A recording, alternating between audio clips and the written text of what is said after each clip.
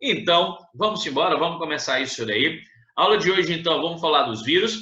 Com detalhe, garotos. Hoje eu não vou falar das viroses, beleza?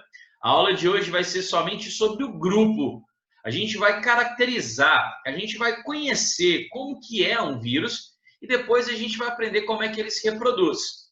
Viroses, juntamente com bacterioses, protozooses, as doenças causadas por esses seres vivos será uma aula totalmente separada. Uma aula que eu concentro todas essas doenças e aí a gente trabalha os exercícios em cima. Começando então sobre vírus, a primeira coisa, e não ache que isso não cai na prova. Muitas questões cobram da gente somente essa parte técnica, essa parte teórica. Cara, o que é um vírus? A primeira característica que você tem que colocar aí para mim é que os vírus eles são acelulares. E o que significa dizer, turma da manhã, que um vírus ele é acelular? Está bem escrito aí. Acelular significa que ele não possui uma célula. Você está cansado de saber que quando a gente coloca essa letrinha A antes da palavra, nesse caso, nesse contexto, ela tem um significado de negação. Acelular, não célula, não possui uma célula.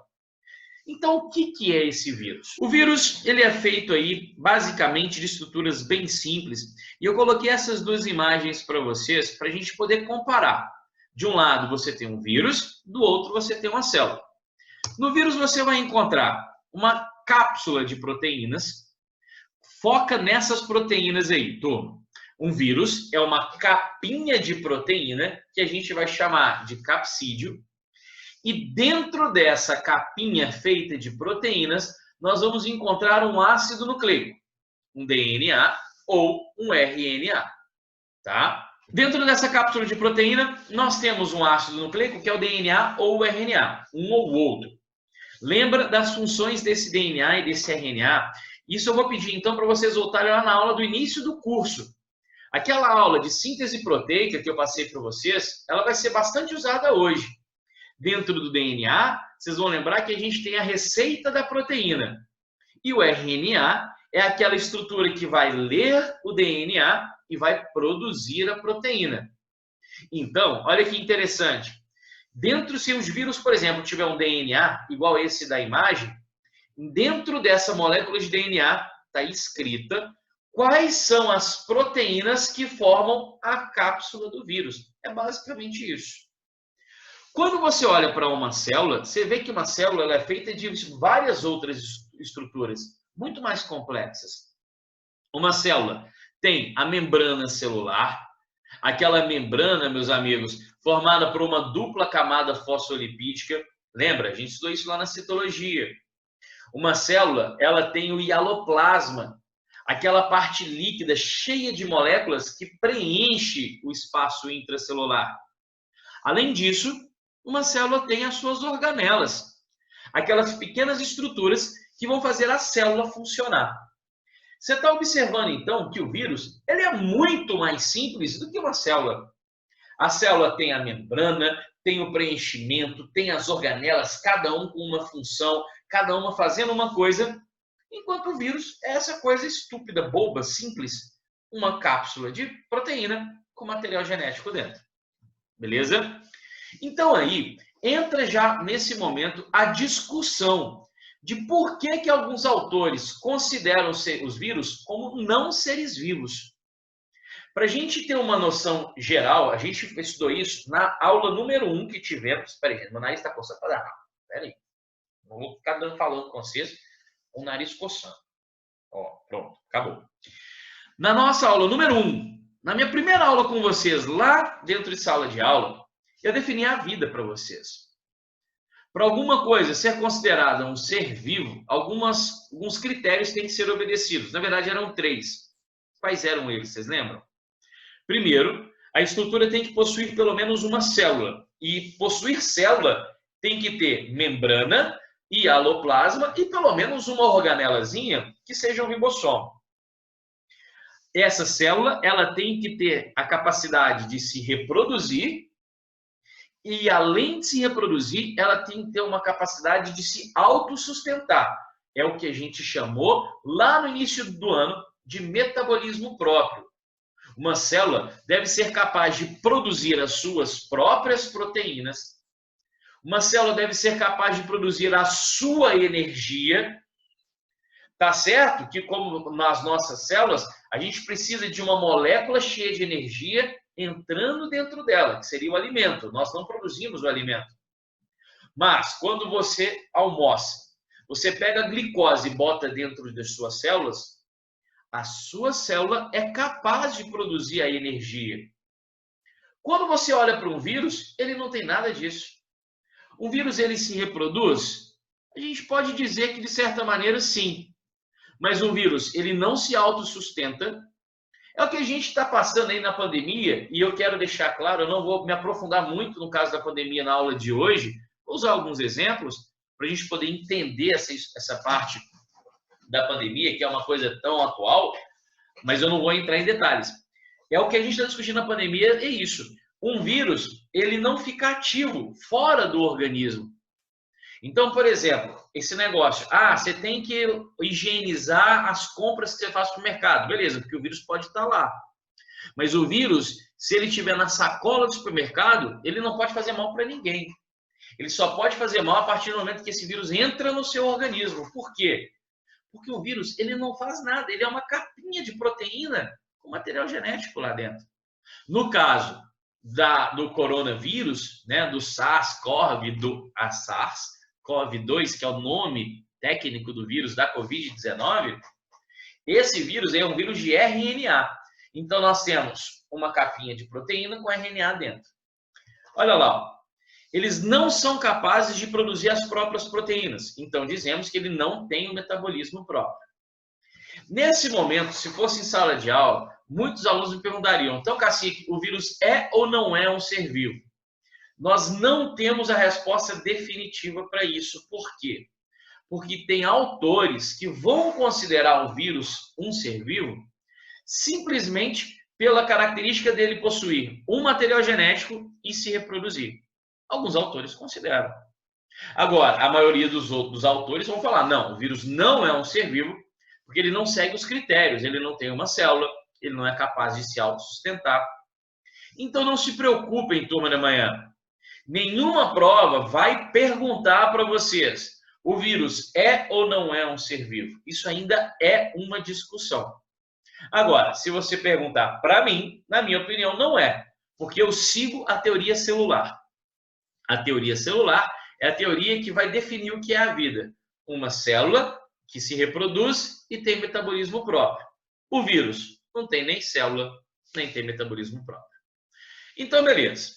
Se o vírus ele é tão simples, vamos então agora, esse videozinho que eu coloquei aqui para vocês, é para vocês lembrarem como que é a produção da proteína.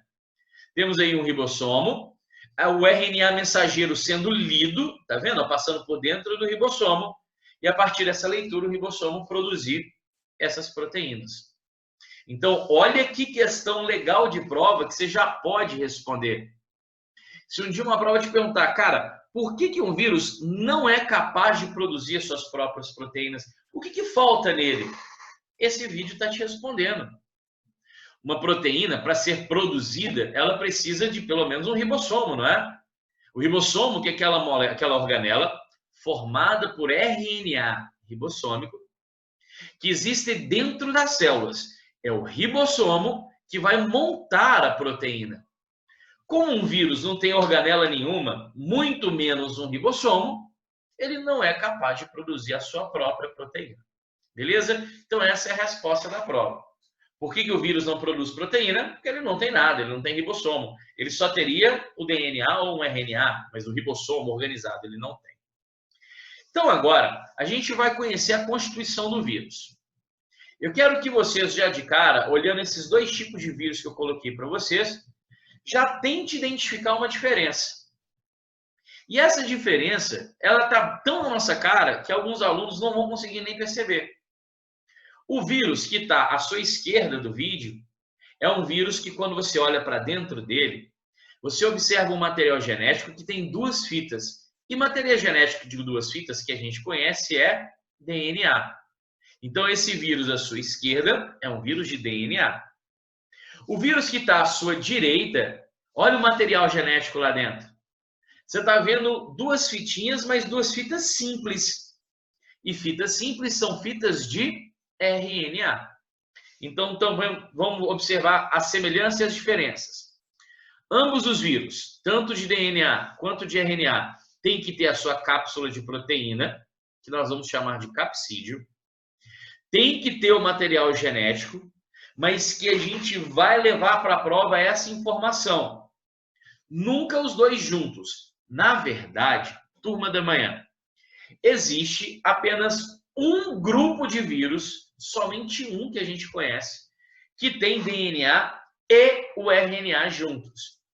Chamamos eles de citomegalovírus. São vírus bem específicos que as provas não vão trabalhar com eles. Quando questão de prova pergunta sobre o material genético do vírus, a resposta que você tem que dar é somente uma. O vírus, ele tem DNA ou RNA, nunca os dois juntos. Ah, Cacique, aquele exemplo é uma exceção da exceção da exceção que a gente não vai considerar dentro de uma prova de vestibular. Beleza? Ótimo. Além disso, além de ter o capsídeo e o ácido nucleico, que todos os vírus têm que ter, alguns vírus vão possuir um algo a mais. E esse algo a mais é uma camada extra em volta do capsídeo, que nós vamos chamar de envelope. Então, você está vendo aí na imagem, não tem erro, turma da manhã. Existem vírus que serão envelopados. O que é um vírus envelopado? É um vírus que tem a cápsula de proteína com material genético dentro e em volta da cápsula temos o envelope. Esse envelope, ele é constituído por uma dupla camada de lipoproteínas. E quando a gente fala, turma da manhã, de duas camadas lipoproteicas, a gente lembra de quem? Lembramos da membrana celular. E é exatamente isso. Para um vírus poder se replicar, ou seja, se reproduzir, ele tem que entrar na célula e a célula vai começar a produzir as proteínas do vírus. A gente já vai ver como que isso acontece. Esses vírus que são envelopados, eles têm em volta da sua cápsula uma camada de lipoproteína que engana a célula. Porque esse envelope é constituído pelas mesmas coisas que uma membrana celular. Mais um adendo aqui dessa pandemia que estamos passando. O vírus da Covid-19, e vamos aqui agora, para quem não está, todo mundo já está entendendo o que está acontecendo no mundo, mas em termos de nomenclatura, às vezes as pessoas se confundem. Covid-19 é o nome da doença. Coronavírus é o nome de um grupo de vírus. Temos vários vírus tipo corona. Se você, por exemplo, observar, se você tem um cachorrinho em casa ou um gatinho... Ai, gato, pronto. Agora daqui a pouco a mãe dá... Nossa Senhora, quem que entrou aí? Que áudio que vazou aí? Teve um áudio que vazou. Quem foi que vazou? Vamos cortar o áudio aqui de todo mundo. A gente tomou até um susto, parecia que era um fantasma aqui dentro de casa. Vamos lá, queridos. Eu estava falando, então, das nomenclaturas dessa pandemia. Covid-19 é o nome da doença. O vírus não chama coronavírus, não chama. O coronavírus é um grupo. Eu estava falando dos gatinhos e dos cachorros, né? Se você pegar a sua cartela de vacina, você vai ver que o seu cachorrinho e o seu gatinho provavelmente já tomou a vacina contra o coronavírus. Ah, então esse coronavírus já existia. Não, cara. O corona é um tanto de vírus. E dentro desse grupo, dessa família de vírus chamado de corona, tem uns vírus que são específicos de animais. Por isso que eles já tomavam. Esse vírus, o marvado, perverso, que está aí nesse planetinha hoje, esse que está fazendo a gente ficar dentro de casa e fazendo eu dando aula para vocês pelo meu computador, ele é chamado de SARS-CoV-2. Ele é bem específico. E esse SARS-CoV-2, que é o que está causando a doença, ele é um vírus envelopado. Se ele é envelopado, quer dizer, então, que em volta da sua cápsula de proteínas, ele tem uma camada de lipoproteínas. E, meus amigos, Se essa camada é feita de lipoproteínas, ela tem duas moléculas, proteínas e lipídios. Lipídio, você já estudou a bioquímica aí, sabe? Lipídio, ele está relacionado com o quê? Gordura, óleo, não é isso? E como que você faz dentro da sua cozinha para você limpar uma frigideira cheia de óleo? Você não usa sabão? Você entendeu agora, de uma vez por todas, por que você tem que lavar a mão com sabão para destruir esse vírus? Porque o sabão, ele vai agir em cima desse envelope. O sabão, ele vai destruir a camada de gordura, a camada lipoproteica que esse vírus tem. E se você destrói essa camada lipoproteica, o vírus ele não pode entrar na sua célula. Você está protegido. O álcool é a mesma coisa. O álcool 70 é aquele álcool, lembra que os lipídios, eles não são solúveis em água, mas são solúveis em solventes orgânicos, tipo o álcool. Ah, Cacique, eu posso passar éter na minha mão? Pode. Se você for pensar só na esterilização do vírus, o éter vai destruir. Só que o éter ele vai atacar sua pele de uma maneira muito mais agressiva do que o álcool. Por isso que o álcool é recomendado. Então, pensando assim em prova, existe a possibilidade de perguntar por que é importante lavar a mão com sabão. Água só não adianta. Você não consegue tirar o óleo da frigideira lavando só com água. Você tem que pôr sabão, detergente. Por que você usa o sabão? Porque o sabão vai destruir esse envelope, que no caso do vírus SARS-CoV-2, que é esse vírus que está causando a pandemia, ele possui. Tranquilo isso, meus amigos? Beleza?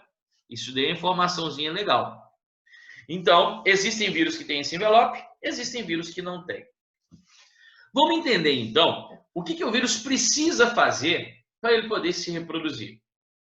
Porque uma outra coisa que a gente tem que ter em mente é que um vírus, ele não tem a intenção de fazer mal para você ou para a célula que ele está invadindo. Não. A única intenção que um vírus possui é se reproduzir, se replicar. Um vírus quer se transformar em 10 trilhões de vírus. Agora, olha para essas imagens. Para você transformar um vírus em 10 vírus, você precisa de mais proteína para formar mais cápsulas e precisa tirar cópias do material genético que está lá dentro. Se você precisa de mais capas de proteína, você precisa de produzir mais proteína. E o vírus não é capaz de produzir essas proteínas. E é por isso que nós vamos considerar os vírus como parasitas intracelulares obrigatórios. O que significa isso? Meus amores, concentrem no objetivo de um vírus. Qualquer vírus que existe, o único objetivo dele é se replicar, não é fazer mal. Ele só quer se replicar. Então, ele precisa de mais proteína para produzir novas cápsulas para ter novos vírus. Então, olha como é que é fácil o raciocínio. Bom, então, deixa eu ver aqui, ó. Nossa senhora, estou procurando aqui no escritório, não tem nada de vírus. Isso aqui seria a cápsula. Tá? Não está certo. Bom, não estou achando nada aqui. Uma cacheta que seja, não tem nada, porcaria. Então, vamos lá. Então, você tem uma cápsula de proteínas, você quer formar novas cápsulas. Você precisa de produzir mais proteínas. Se o vírus não é capaz de fazer isso, ele vai entrar na célula intracelular e fazer com que a célula produza essas proteínas para ele. Para isso acontecer, a célula para de produzir as suas próprias proteínas e passa a produzir as proteínas virais. Meus queridos, quando uma célula para de produzir as suas próprias proteínas, ela está se prejudicando. Por isso que a gente fala que o vírus está parasitando essa célula, porque ela está saindo prejudicada. Parasita intracelular. E obrigatório, porque a única maneira do vírus cumprir o seu destino, que é produzir novos vírus, é entrando dentro de uma célula. Parasita intracelular obrigatório. Só podem se reproduzir, e observem que eu coloquei essa palavra reproduzir entre aspas, porque na verdade um vírus, na verdade técnica da biologia, Um vírus não é capaz de se reproduzir, ele se replica. Porque a reprodução é uma coisa inerente aos seres vivos. E a gente basicamente considera que o vírus não é um ser vivo.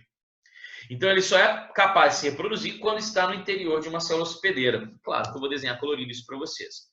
Aí nós estamos observando um vírus da família dos adenovírus. É um vírus de DNA, que ele não é envelopado. Então, ele só tem a capinha de proteína e o DNA lá dentro. E do lado está a célula que vai sofrer a ação desse vírus. Amigos, o objetivo desse vírus que vocês estão vendo é tirar cópias de si. Ele precisa, então, de mais proteínas para formar mais cápsulas. Esse negócio de produzir proteína a gente já estudou. Turma da manhã, aonde está escrito a receita da produção das proteínas? Não é no DNA? Então, olha como é que vai funcionar. Um vírus, quando ele invade uma célula, ele só precisa invadir com o seu material genético. Olha que interessante. A cápsula de proteínas, turma da manhã, só funciona como um transporte para o material genético. Então, a gente pode considerar que o vírus, na verdade, é só esse DNAzinho. Por quê? Olha o que esse DNA faz. O vírus, então, a cápsula com o material genético, ele pegou o DNA e colocou dentro da célula. Esse DNA, ele invadiu o DNA da própria célula. Nesse momento, o DNA viral começa a dar ordens para a célula. Chegou uma pergunta aqui, ó. Cacique, se for um vírus de DNA, ele obrigatoriamente não vai ter envelope? Olha só, Júlia, não. Eu coloquei ali no exemplo anterior que o vírus de DNA não era envelopado e o vírus de RNA era. Às vezes pode confundir, Julinha, de pensar, então todo vírus de RNA tem um envelope e todo vírus de DNA não tem. Não, você pode brincar. Tem alguns vírus de DNA que vão ser envelopados, tem alguns vírus de RNA que não serão envelopados, tá? Então não existe essa regra. Existem vírus envelopados e vírus não envelopados. Existem vírus de DNA e existem vírus de RNA. E aí você vai misturando. DNA com envelope, DNA sem envelope. RNA envelopado, RNA sem envelope. Beleza, Julinha? Ótimo. Então agora, a gente volta ali e observa que o DNA viral, de azul, está dentro da célula. A partir desse momento, o DNA viral começa a dar ordens. E essa célula vai obedecer. Porque a célula não tem como saber se o DNA é do vírus ou dela mesma. O que a célula pode observar é o seguinte, cara, aquilo é DNA, aquilo ali é uma receita que eu tenho que ler. Se está lá dentro do núcleo, eu simplesmente vou ler. E a partir desse momento, a célula começa a produzir proteínas virais, formando novas cápsulas virais. Você está vendo que dentro dessas cápsulas, cada uma leva um pedacinho do DNA? É porque a própria célula enganada, ela está tirando cópias do DNA do vírus e cada cópia está sendo colocada dentro de uma cápsula. Gente, nesse momento, a célula está lotada de vírus novos. E o objetivo do vírus é qual? Matar essa célula? Não. O objetivo do vírus é agora invadir mais células para tirar mais cópias. É muito legal quando a gente enxerga que um vírus, na verdade, ele não é ruim. Ele não é ruim por natureza. Ah, eu quero matar a célula, eu quero fazer... Não, ele só quer tirar cópias. O problema é que o mecanismo de tirar cópias destrói a célula. Por que destrói a célula? Porque primeiro que a célula ela é escravizada e ela passa a trabalhar somente para produzir novos vírus. Ela não faz mais a sua função. E outra coisa, geralmente, quando esses vírus saem da célula, o vírus sai arrebentando tudo, arrebentando a membrana. Aí a membrana estoura e a célula morre. Então, isso aí é o vírus. Todas as doenças virais, elas têm como base isso daí. a doença mais bobinha, que é um resfriado, e a doença mais séria, que seria aí, sei lá, uma varíola, o Covid-19. Nenhuma delas quer matar o indivíduo. Ela só quer se duplicar, replicar, replicar, replicar, replicar. Beleza? Muito bem. Outra coisa que é legal vocês conhecerem também é que esses vírus, eles são muito específicos, tá? Existem vírus que são somente de plantas, existem vírus que são somente de animais, e, por exemplo, dentro dos animais, os vírus, eles são também muito específicos. Então, por exemplo, esse SARS-CoV-2, a gente sabe que ele provavelmente veio de um morcego, né? Então, antigamente, esse vírus, ele só atacava morcegos. Como é que ele veio atacar um humano? Quando um vírus, gente, ele passa de uma espécie de um animal para outra espécie, a gente diz que esse vírus rompeu a barreira específica. Isso acontece por mutações. É totalmente aleatório. Então, vírus que são encontrados em animais podem um dia invadir e infectar um homem? Pode, mas precisa que aconteça uma mutação. E é o que aconteceu com esse SARS-CoV-2. Esse vírus, ele era de morcego. Por lá na China ter esse tanto de manuseio de morcego, né? Além de alguns grupos terem também o hábito de se alimentar de morcegos, nesse hábito de mexer com a carne do morcego, enfim, de ficar movimentando, o vírus pode ter entrado em um homem, não era para fazer nada. Aí lá dentro desse primeiro indivíduo, que a gente chama de paciente zero, a gente não sabe quem que é, mas o paciente zero, o primeiro que entrou em contato com esse vírus. Dentro desse cara, esse vírus sofreu uma mutação totalmente aleatória. Podia acontecer como podia não acontecer. Aconteceu. E aí, esse vírus infectou esse paciente zero, que passou para próximo, que passou para próximo e gerou essa merda toda que a gente está passando aí. Então, a gente tem que primeiro pensar, vírus é específico. E até dentro da gente ele é muito específico. O SARS-CoV-2, por exemplo, ele ataca somente células do trato respiratório. Por isso que ele gera uma síndrome respiratória aguda. Você não tem um SARS, por exemplo, CoV-2, o vírus da Covid-19, atacando células nervosas, células renais. Não. O vírus da hepatite ataca a célula renal, do fígado. A célula do SARS-CoV-2, desculpa, o vírus da SARS-CoV-2 ataca as células pulmonares. Então é sempre muito específico, é importante a gente entender isso. Tá bom? Então vamos agora entender como é que funciona esse processo de reprodução, como é que são esses ciclos aí. Beleza. Turminha, até então, essas características gerais, vai mandando um ok aí para mim, se está todo mundo acompanhando. Se tem alguma dúvida aí, pode mandar para mim, por favor. Pode colocar aí no privado. Estou à disposição de vocês. Nada? Tranquilo. Nem um ok, minhas múmias. Tire os dedos do sarcófago. Digite O e K para mim. Obrigado, múmias. Gente, eu vou ter que confessar uma coisa aqui para vocês. Ontem, Roberta me mandou uma mensagem mandando eu parar de chamar vocês de múmias. Quero dizer a todos vocês que não pararei. Minhas múmias são minhas múmias e serão assim até o final do nosso curso. Vamos lá, então. Reprodução. A gente vai conhecer agora como é que os ciclos de reprodução dos vírus funcionam. Desculpem, turma. Vamos lá. Vamos começar por um vírus de DNA. Um vírus de DNA, como é que ele se reproduz? Eu vou usar esse vírusinho. E, gente, esse vírus, o tal bacteriófago, é o vírus que é o mais famoso, todo mundo conhece. Esse vírus, ele é usado em salas de aula para representar o ciclo de reprodução de um vírus de DNA, porque o ciclo dele é muito fácil.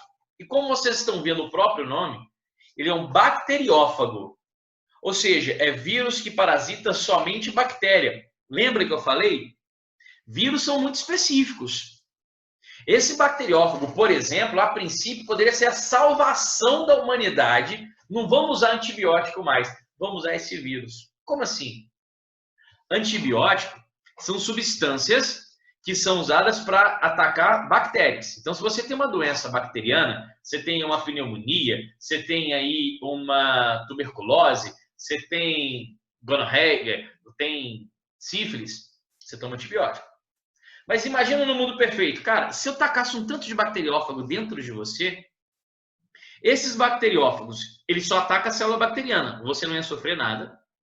Esses bacteriófagos invadiam as células bacterianas que causam a doença e destruir todas elas, você se curava. Perfeito, não é? Por que a gente não usa, então, bacteriófago como método terapêutico? Como remédio?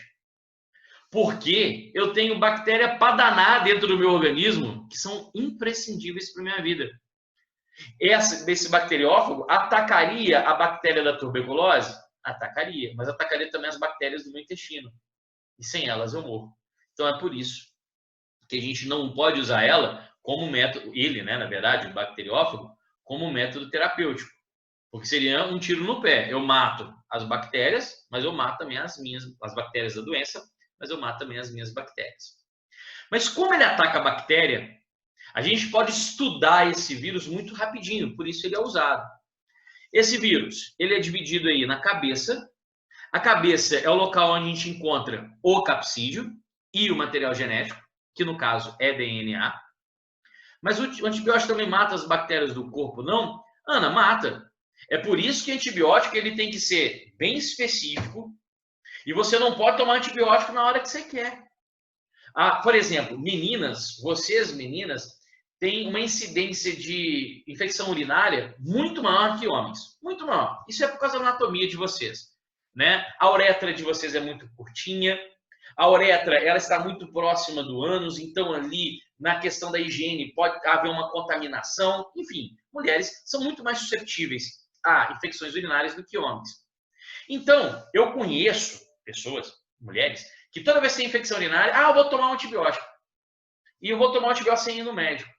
Cara, isso é um erro muito grande. Por quê? Porque a infecção urinária que você teve em outubro do ano passado pode ter sido causada por uma bactéria que não é a mesma que está sendo causada desse mês. Então, aquele antibiótico que foi receitado lá atrás, que sobrou daquela última vez, talvez não funcione agora. E agora esse antibiótico só ataca as bactérias do seu próprio corpo. Então, o antibiótico ele tem que ser tomado de acordo com a recomendação médica, na dosagem recomendada por médico, justamente para focarmos na destruição de apenas células bacterianas que causam a doença e não destruir as suas próprias células. Então, tem todo um estudo em relação a isso, tá bom, Ana? Mas isso aí, para vocês que vão fazer medicina, pensa nisso. Você está chegando, então, com um paciente que está com uma doença bacteriana e está com, por exemplo, um problema intestinal. Você vai dar antibiótico ou não vai? Se vira, você é o médico. Porque o antibiótico pode melhorar a doença, mas pode piorar o problema das bactérias no intestino. Cara, por isso que eu não fiz medicina. Sou biólogo, professor de biologia. Então, acho que a Aninha entendeu essa. Vamos voltar para os bacteriófagos, então, meus amores. O bacteriófago tem aí, em cima, a cápsula e o DNA. E embaixo tem uma estrutura que a gente vai chamar de cauda. Não vejo importância de vocês ficarem decorando esses nomes. Na cauda, você tem as fibras da cauda, tem a placa basal. Não, isso aí eu estou colocando porque é minha obrigação colocar. Mas, você tem que entender como é que esse vírus vai reproduzir. Só a título de curiosidade, existem bacteriófagos de RNA e de DNA. Nós vamos usar o de DNA. Eles se multiplicam muito rápido, matam bactérias e é por isso que a ciência usa eles para entender a reprodução dos vírus. Vamos então agora compreender como que esse vírus funciona. Vamos iniciar o estudo do ciclo lítico. O ciclo chamado de lítico é o ciclo que vai levar a célula à morte. A gente vai compreender isso observando como que ele vai funcionar. Então vamos colocar aí, temos uma bactériazinha e temos o bacteriófago. A primeira coisa, a gente precisa infectar essa bactéria. Lembrem-se que quando um vírus ele vai penetrar na célula, somente penetra, a princípio, o material genético. O material genético é importante.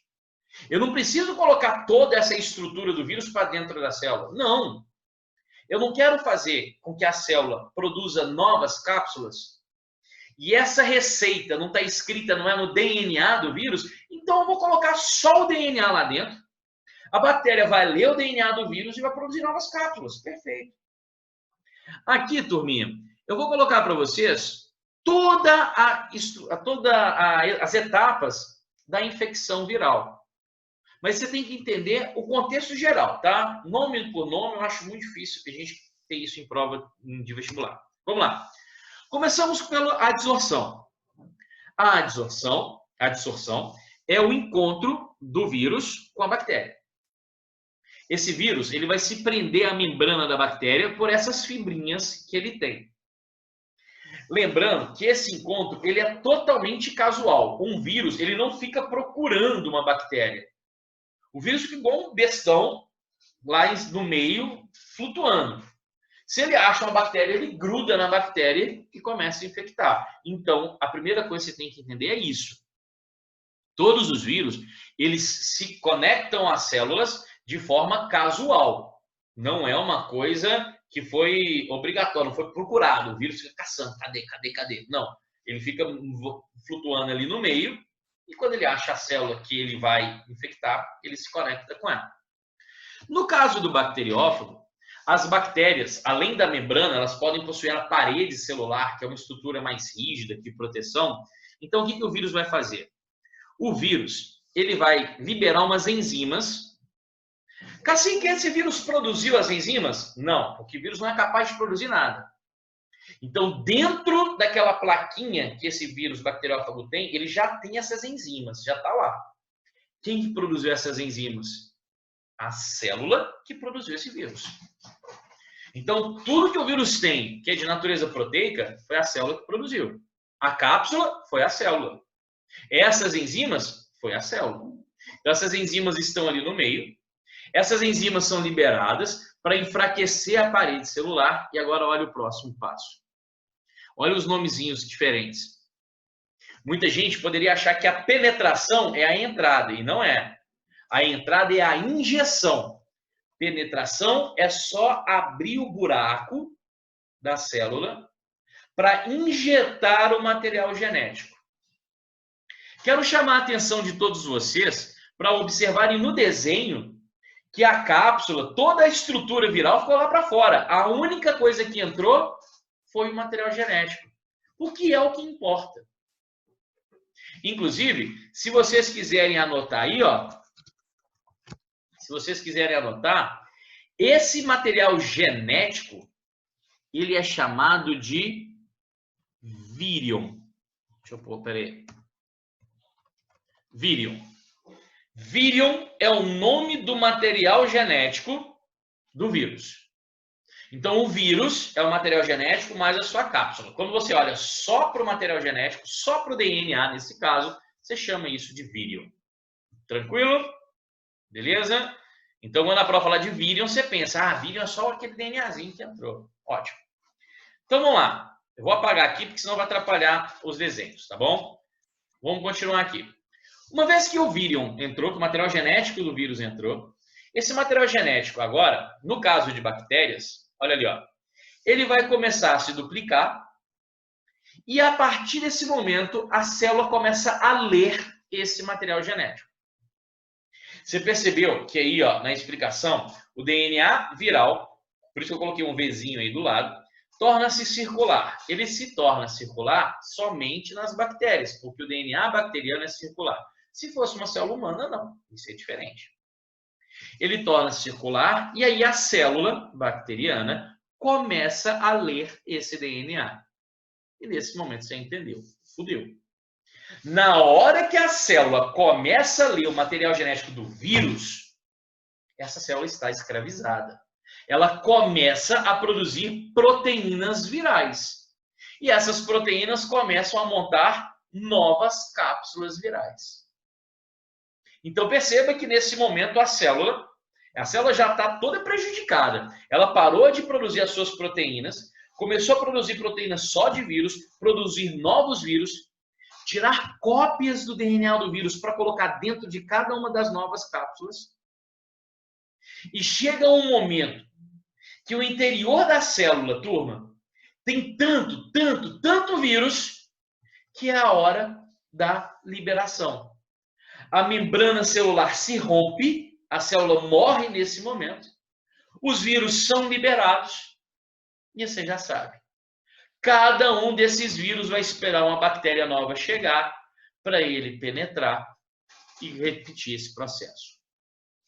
Portanto, essa anotação eu quero que vocês tenham. Você pode depois, como eu disse, eu vou passar para vocês todos essa apresentação, desculpem, mas na anotação da aula, ciclo lítico é o ciclo que leva a célula à morte. Tá aí, ó, a dona morte chegando aí. Turma, amores de minha vida, vou aqui olhar no chat. Alguém tem alguma dúvida? Pode ter dúvida aí, meus amores. Tenham dúvida, meus amores. Por favor, duvidem alguma coisa. Tá tudo ok? Entenderam o que é o ciclo lítico? Legal. Então vamos continuar aqui. Antes, aguinha. Essas horas são...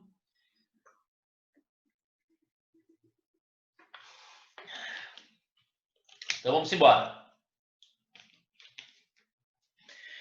Beleza. A princípio, todo mundo vai pensar, opa, chegou aqui no privado. As bactérias não possuem anticorpos? Não, privado. Porque a bactéria ela não tem um sistema imunológico, né? O sistema imunológico são células especializadas que produzem esses anticorpos. Então a bactéria, nesse caso, privado, não tem como se defender desse vírus. A bactéria é uma célulazinha única, simples, que não tem método de defesa. A defesa dela, por exemplo, privado, poderia ser uma parede celular que seja mais resistente àquela enzima que o vírus jogou lá no início. Aquelas enzimas talvez não consigam abrir um buraco na parede celular, então poderia ser uma defesa dessa célula. Mas as defesas bacterianas, elas são muito mais simples. Para a gente ter anticorpo, precisamos de células especializadas na produção deles. Essas células são os linfócitos B, T, e elas estão presentes somente no sistema imunológico, tá bom? Então não tem esse tipo de proteção para eles não. Vamos lá, vamos continuar. Eu estava falando com vocês que a princípio todo mundo acha que todo vírus vai agir dessa maneira. Mas existe uma possibilidade do vírus... Ah, não, esqueci. Olha o videozinho, legal. Temos a bactéria, olha o vírus doidão. Ele encontra com a bactéria totalmente aleatoriamente. As fibras se prendem à parede, abre o buraco, há a injeção. O DNA penetra na célula, duplica e agora a bactéria começa a produzir novas cápsulas virais. Chega um momento que essa bactéria está tão cheia de vírus que rompe. Você está vendo, então, a lise da membrana. Vamos ver de novo?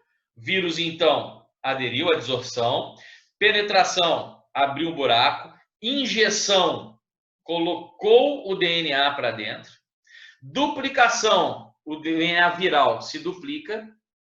Montagem, a bactéria escravizada começa agora a produzir novos vírus.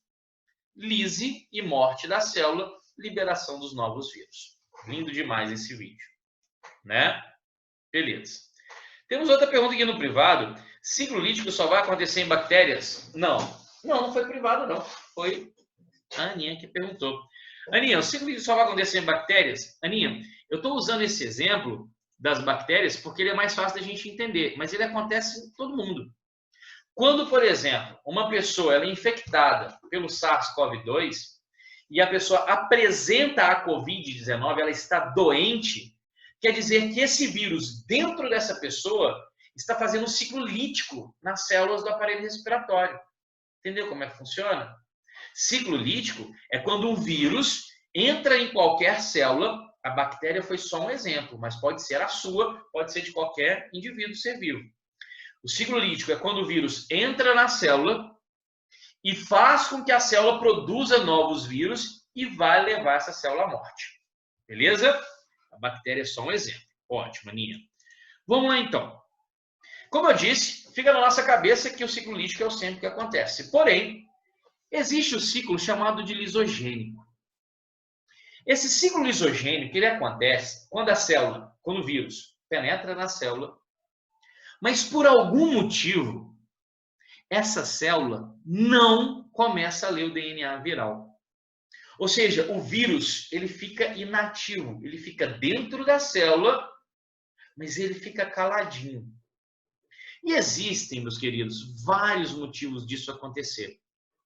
Por exemplo, a gente estudou lá na aula de bioquímica que as proteínas, para você desnaturar uma proteína, ou seja, você fazer a proteína perder a sua função. Uma proteína viral, a função dela é ser uma cápsula. Lembra lá atrás, o que a gente faz para uma proteína perder a função? A gente pode alterar a temperatura do meio, podemos alterar o pH do meio.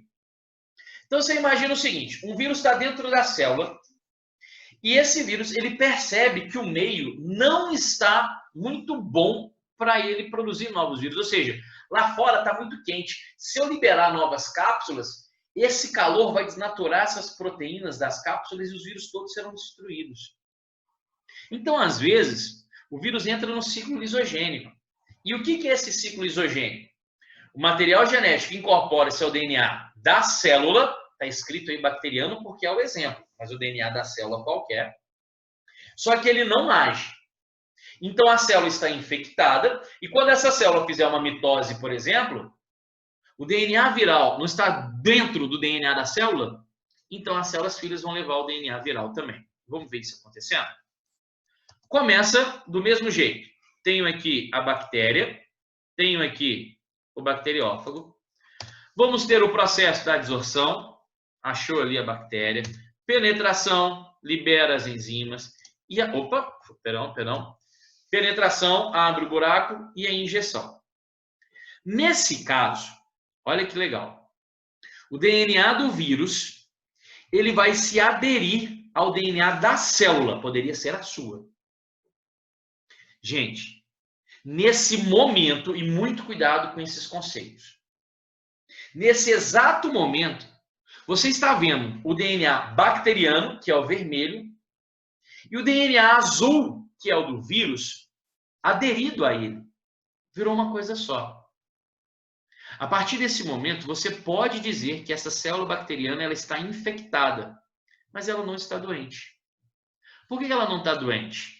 Porque essa célula não está produzindo as proteínas virais. Essa célula está vivendo a vida dela normalmente. E se bobear, essa célula nem sabe que o DNA viral está escondidinho aí. Ela está tranquila, vivendo e tal. Ela está vivendo tão tranquilamente essa vida dela, produzindo as suas proteínas, enfim, que quando essa bactéria for se dividir em duas, ela vai se reproduzir. Para se reproduzir, turminha, a gente não aprendeu lá na mitose? Cada célula filha não tem que ter o mesmo material genético da célula mãe? Então a gente faz o quê? A gente tira uma cópia desse material genético, não é? Olha o que a bactéria faz. A bactéria vai tirar uma cópia do seu cromossomo, só que estava lá o DNA viral, então tira a cópia dele também. E aí, quando se divide, as duas bactérias levam o DNA viral. Se dividir mais, 4 bactérias levam o DNA viral. Olha que vírus, filha da puta. Sem ele fazer nada, ele invadiu uma célula. Essa célula se dividiu 2 vezes. No final já tem 4 células infectadas por esse vírus, sem ele fazer nada. Ele engana essa célula. Isso, meus caros, é o ciclo lisogênico. Por que é o ciclo chamado de lisogênico? Porque nesse caso, nessa situação, o vírus ele não atua, ele não fica ativo, mas a bactéria está infectada. Então, ele, de um jeito ou de outro, ele está dando um jeito de se perpetuar ali dentro. Todo mundo entendeu isso daí? Legal? Agora, pode acontecer, e deve acontecer, que em uma dessas células, essa célula ela entre em um ambiente que o vírus ele perceba, o DNA azulzinho, ele perceba, cara, agora lá fora tá legal, a temperatura diminuiu, o pH tá do jeito que eu gosto, enfim. Nesse momento, uma dessas células ela pode sofrer a indução, ou seja, esse vírus, esse DNA viral que estava em ciclo lisogênico, ele pode entrar em ciclo lítico. Essa célula que está piscando para você, então, o DNA viral dela começa a atuar. essa célula ela começa a produzir as proteínas virais, então agora essa célula está doente. Entenderam agora, meus queridos? Diferença entre ciclo lítico e ciclo lisogênico. Eu preciso de dúvidas aqui no chat agora. Qualquer dúvida, porque aqui eu encerro essa primeira parte das replicações de DNA, de vírus de DNA. Tá bom? Ciclo lítico é o ciclo que destrói a célula. Ciclo lisogênico, a célula está infectada, vai passando para a sua descendência. Isso já acontece, por exemplo, no início da infecção por HIV. Os vírus entram nos linfócitos, que são as células que o vírus HIV ataca. Os linfócitos começam a se multiplicar. E aí, o que acontece? O cara pensa, porra, olha lá, os vírus são destruídos. Mentira, ele está escondido dentro da célula. Quando esse linfócito, que é uma célula sanguínea, se divide em duas, o DNA do HIV está lá dentro. Aí divide em 4, em 8, em 16.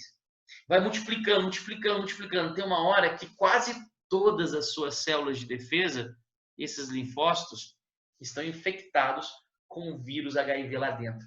Muito filha da mãe esse vírus. E aí, de repente, todos eles começam a trabalhar. Então, todas essas células que estavam infectadas começam a produzir novos HIV. Todas elas são destruídas, seu sistema imunológico vai para a cucuia. Isso aí é como o HIV funciona. Ele entra primeiro lisogênico, depois vai para o lítico. Tá bom? Vamos lá, meus amores. Muminhas queridas, faltam 20 minutos para a aula terminar. Quero saber se alguém tem alguma dúvida. Tá tranquilo? Ninguém? Nada? Nenhum ok aí para mim? Não, né? Os dedos enfaixados. Há muito tempo não se mexem, então não vou esperar mais nada. Dito isso... Opa, chegou alguma coisa? Chegou um tudo ok. Então, ótimo. Obrigado. Obrigado, Julinha. Você é mais que demais. Só por isso ok, você vai passar no vestibular esse ano. Vamos lá, meus amores. Dito isso, então, a gente vai agora ver como é que os vírus de RNA se reproduzem. Gente, a base é a mesma. Eu preciso que o vírus, que a célula, perdão, produza as novas proteínas virais. Quando o vírus é de DNA, é fácil, porque é no DNA que está escrita a informação da proteína, não é? Mas vamos relembrar como é que isso funciona. Temos o esquema básico da síntese proteica. No DNA tem a informação. O DNA produz moléculas de RNA pelo processo da transcrição, lembram-se? Porque aí você vai ter o RNA mensageiro, o transportador e o ribossômico. Meus amigos, o DNA produz o RNA. Já estudamos isso. Existe uma enzima que produz moléculas de RNA.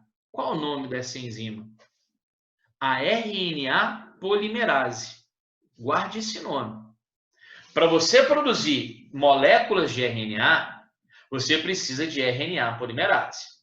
Agora, essa RNA polimerase que vocês estão vendo aí, elas estão usando o DNA como base para produzir o RNA. É aquilo que aprendemos lá na aula de síntese proteica. Você pega uma das fitas do DNA, lembra-se? E nessa fita você vai fazendo. Se aqui tem uma adenina, no RNA vai uma uracila. Se no DNA tem uma citosina, no RNA vai uma guanina. Você deve lembrar como é que faz isso. Então, meus amores, olha como é que é fácil. O nome, ele é grandão, mas é fácil a gente entender. A enzima chama RNA polimerase, porque ela polimeriza, ou seja, ela constrói uma molécula de RNA. Essa RNA polimerase, ela usa como base o DNA para produzir o RNA. Então, o nome completo dessa enzima é RNA polimerase, porque ela produz RNA dependente de DNA. Porque ela precisa do DNA para usar como molde para produzir o RNA. Eu sei que aqui foi bastante informação. Quero saber aqui no chat se alguém tem alguma dúvida. Não? Todo mundo entendeu esse nomezão aí, esse palavrão, essa expressãozona, na verdade? RNA polimerase dependente de DNA. Cara, quando você entende isso, você se sente um gênio, né? Assim, cara, eu sou o biólogo das galáxias. RNA polimerase produz RNA. Dependente de DNA, porque ela usa um DNA como molde. Eu tenho DNA, polimerase lê e produz RNA. Beleza. Uma vez que esse RNA está pronto, os ribossomos, lembram? Lembra que o ribossomo precisa do RNA mensageiro para ler a informação e produzir a proteína? O ribossomo, então, vai ler esse RNA mensageiro pelo processo da tradução e a proteína será produzida. Esse daí é o esquema básico da síntese proteica. DNA transcreve o RNA pela RNA polimerase dependente de DNA. E esse RNA, o mensageiro, ele é traduzido pelo ribossomo e a proteína é produzida. Bom, a gente está falando de vírus que são de RNA. Então, como é que ele vai produzir as proteínas? Primeiro, vou mostrar aqui para vocês os vírus chamados de RNA replicantes. O que são eles? Gente, a gente na cadeira respira fundo. Não é difícil, é porque é muita informação. Mas não é difícil, não, você vai entender. Existem vírus de RNA que chamaremos eles de RNA positivo ou RNA de senso positivo. O que é isso? Lembra, um vírus quando infecta uma célula, ele coloca o seu material genético dentro da célula, não é isso? O material genético, nesse caso, é um RNA. Então, o vírus vai colocar o seu RNA dentro da célula. Tranquilo? E esse RNA que entrou na célula já vai funcionar como RNA mensageiro. Ou seja, um ribossomo que a célula tem vai pegar esse RNA mensageiro do vírus, vai ler e já vai produzir a proteína. Pronto. A proteína viral está produzida, a cápsula vai ser formada, tira-se cópias desse RNA viral, coloca dentro de cada cápsula e já acabou o processo. Sabe que vírus que é esse daí? Esse é o vírus da febre amarela. Esse é o vírus da dengue. E esse é o SARS-CoV-2. O vírusinho, então, que está causando toda essa bagunça aí no planeta, é um tipo de vírus RNA replicante de senso positivo. Parece, como eu estou dizendo para vocês, que é muita coisa. Nossa, cacique, é muita informação. Que nada, cara. RNA replicante porque ele é de RNA. Senso positivo, porque quando esse filho de uma égua desse SARS-CoV-2, ele acha uma célula do trato respiratório, ele pega o seu RNAzinho e joga lá dentro. Essa célula minha do trato respiratório pega esse RNA, já considera ele como RNA mensageiro, como se estivesse vindo lá do núcleo. Já leu o que está ali, já produz a proteína. Pronto. Se quiser, coloca ele para mim. Dengue, febre amarela e o SARS-CoV-2. Tá? Ou da coronavírus. Mas a gente aqui, a aula de vírus é para a gente falar direito. É ou não é? Então daí, ó, senso positivo, a molécula de RNA viral já é o molde para a produção das proteínas virais. Beleza, tranquilo. Muito bem. Temos agora um outro tipo, que é o RNA negativo. O RNA de senso negativo. O que significa isso? Ó, tá um tanto de coisa escrita aí, mas vamos concentrar no processo. Concentra no processo. Esse vírus, que tipo de vírus que é esse? Raiva, rubéola, cachumba, vírus da gripe, é de senso negativo. Tá anotando aí, então? Vírus, RNA replicantes, ou seja, tem RNA, de senso negativo, ou seja, RNA negativo. Exemplos: gripe, cachumba, rubéola, raiva, são todos esses aí. Resfriado. Lembrando, meus amigos, que gripe e resfriado não são a mesma coisa. Você que está aí do outro lado, que acha que resfriado é uma gripe mais leve, não são. Os vírus da gripe são os vírus HN. H1N1, H5N2. Gripe, cara, é doença maligna. Lembra que eu já comentei isso com vocês. Doença maligna é doença que pode levar à morte. Doença benigna Não vem falar que doença benigna é doença que faz bem, pelo amor de Jesus Cristo. Doença benigna é que dificilmente leva o indivíduo à morte. O resfriado é benigno, a gripe é maligna. O vírus da gripe é um, o vírus do resfriado é outro. A gente confunde as duas porque os sintomas são muito parecidos. Tanto gripe como resfriado. Te dá dor de cabeça, te dá dor no corpo, o nariz fica entupido. Mas, por exemplo, gripe dá febre, resfriado não. Então, agora, por exemplo, você está tendo a campanha da vacinação contra a gripe. Compadre, você já tomou essa sua vacina? Ah, Cacique, não adianta não, eu tomo a vacina da gripe, passa 2 meses e eu fico resfriado. É lógico que você não toma vacina contra resfriado. Você tomou vacina contra a gripe. São 2 doenças diferentes. Você toma vacina contra a gripe porque essa gripe, cara, assim como esse SARS-CoV-2, é um vírus perigosíssimo, porque ele se espalha muito rapidamente e ele mata. Tá? Então, não confunda as coisas. Tem gente que toma a vacina da gripe para não pegar resfriado. E quando pega resfriado, fica puto. Aí fala, olha lá, a vacina não funciona. Eu sou antivacina, eu sou um bobão. Não, são coisas diferentes, tá? Então, toma vacina da gripe lá, ainda mais nessa época. Porque os sintomas da SARS-CoV-2 também são muito parecidos com os sintomas da gripe. Então, aí você já... Enfim, já separa as duas coisas. Vamos entender, então, como é que é esse vírus RNA replicante de senso negativo. Ó, basicamente funciona assim. Vamos usar o vírus da gripe, então, como exemplo. O vírus da gripe vai colocar o seu RNA dentro do seu corpo, da sua célula. O detalhe é que esse RNA que o vírus colocou, ele não está operando, ele não é ativo. O seu ribossomo não consegue ler ele. Então, o que a gente tem que fazer? A gente não, né? O que a célula tem que fazer? O que o vírus tem que fazer para transformar esse RNA inoperante num RNA que funciona? Ó. Lembra, para você produzir uma proteína, você tem que ter um ribossomo lendo um RNA mensageiro, é ou não é?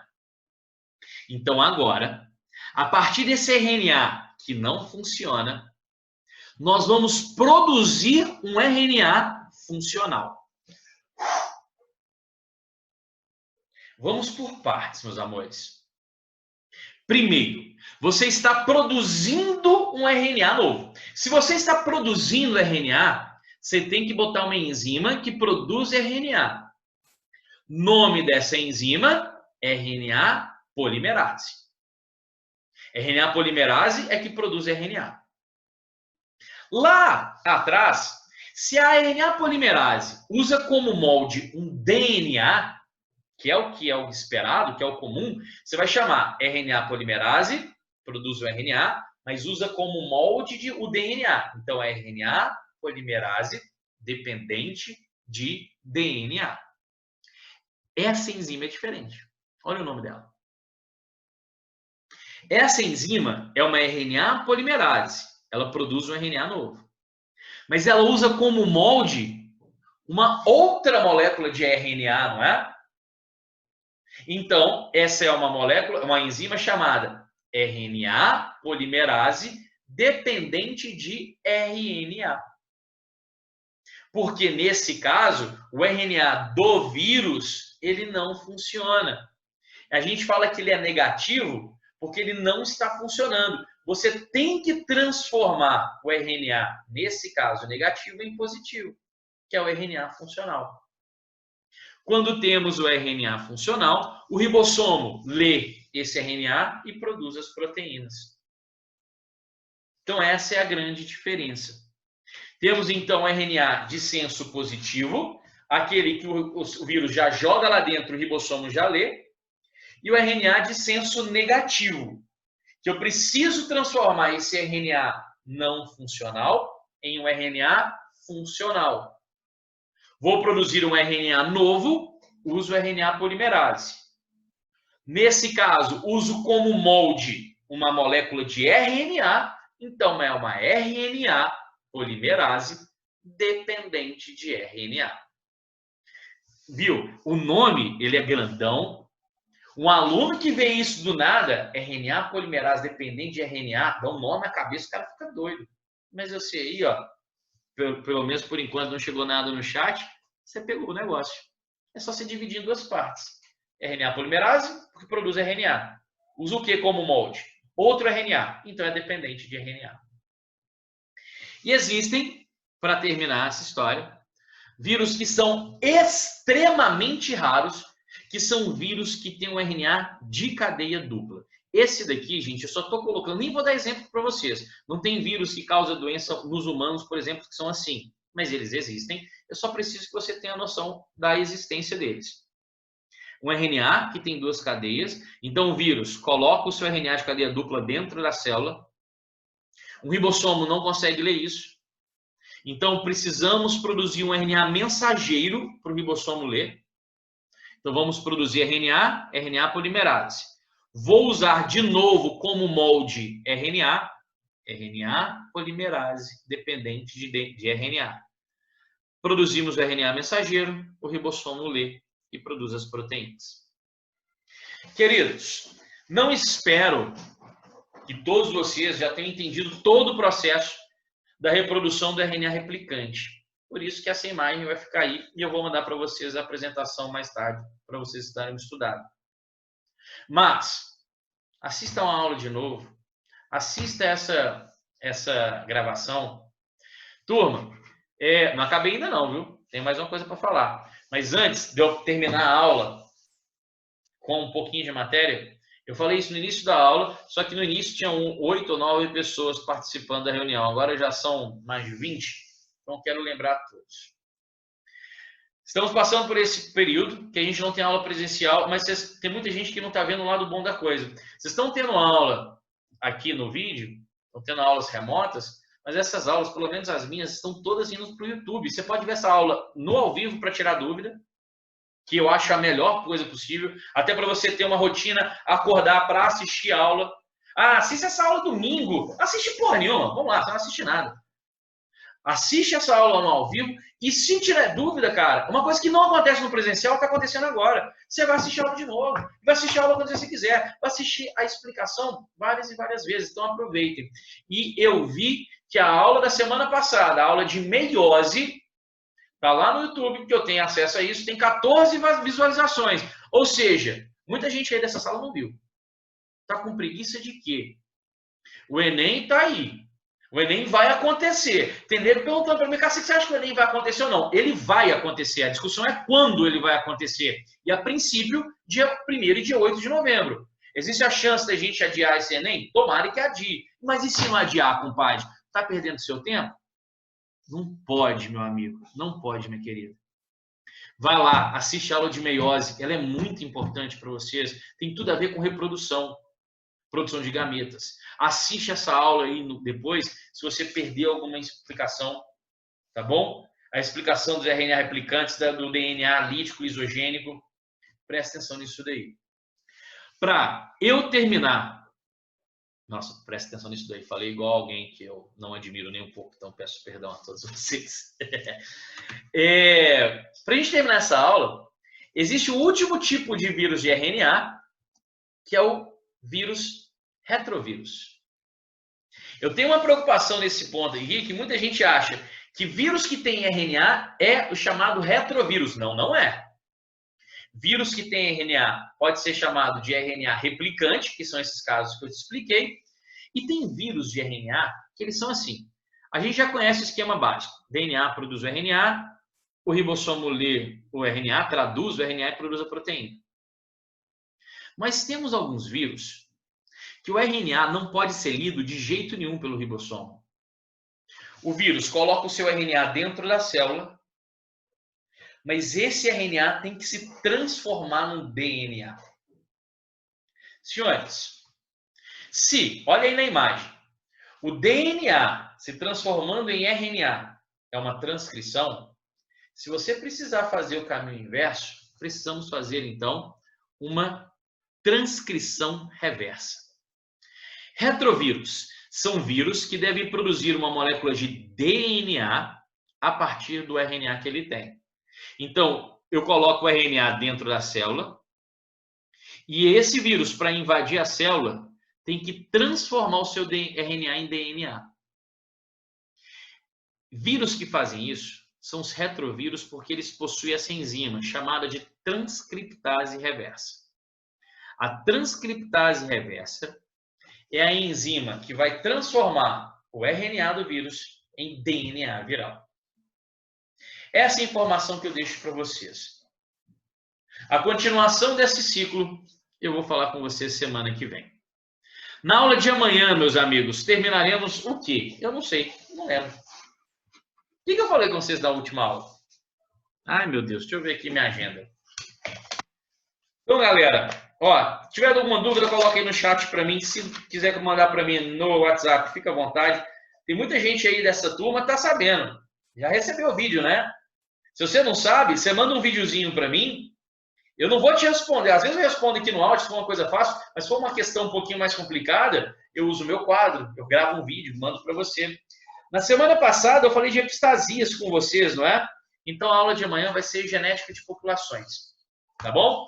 Então, meus queridos, mais uma vez, muito obrigado a todos pela presença. Agora a galera já começa embora, nem deixa eu despedir. Muito obrigado a todos. Fiquem com Deus. Saudades de todos vocês. Até a nossa próxima volta, nosso próximo normal. Até amanhã. A nossa aulinha começa amanhã às 12 horas, né? Espero todos vocês lá.